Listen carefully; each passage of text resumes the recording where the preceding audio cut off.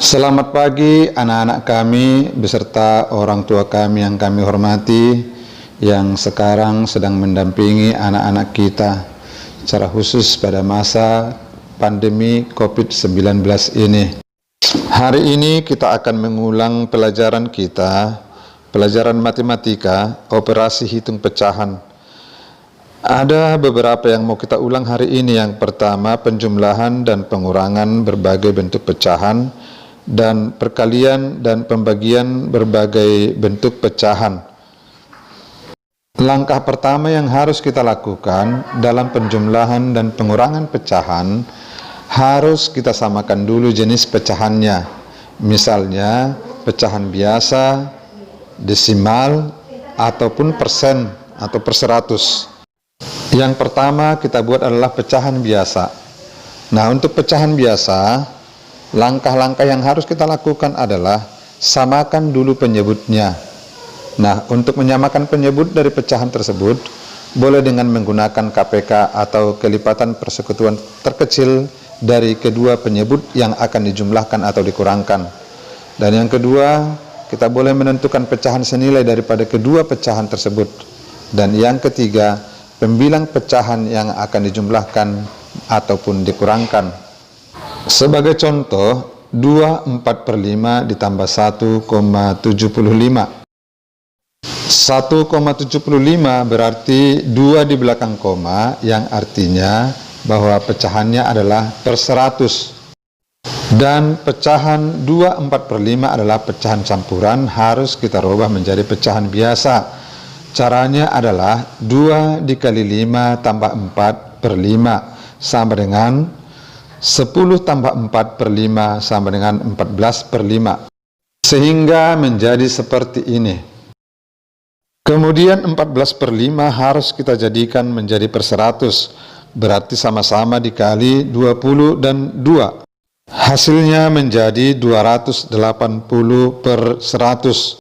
Sehingga akan menjadi 280 per 100 ditambah 175 per 100 sama dengan 455 per 100. Nah, sekarang mari kita sederhanakan.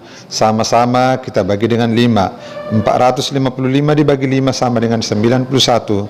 100 dibagi 5 sama dengan 20. Sehingga hasilnya sama dengan 91 per 20 atau 4/11 per 20. Yang kedua, pecahan dalam bentuk desimal. Contoh, 3/4 dikurang 2,45.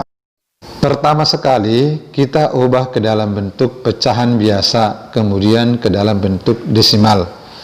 3/4 kita ubah menjadi pecahan biasa. 3 dikali 4 ditambah 3/4 sama dengan 15/4. Kemudian 15/4 kita ubah ke dalam bentuk per 100.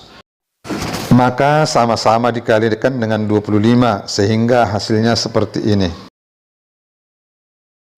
15/4 dikali 25 per 25 sama dengan 375 per 100.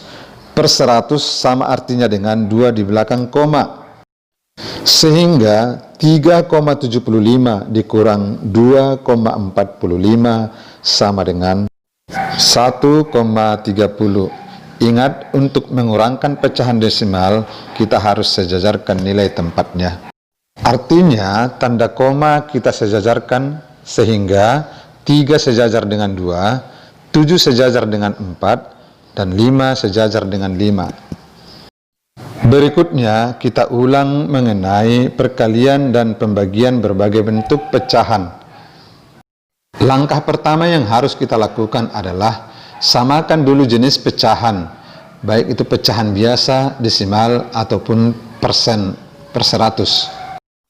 Yang harus kita ingat, dalam perkalian dan pembagian pecahan, pecahan harus berbentuk pecahan biasa, dan kemudian dikalikan pembilang dengan pembilang dan penyebut dengan penyebut.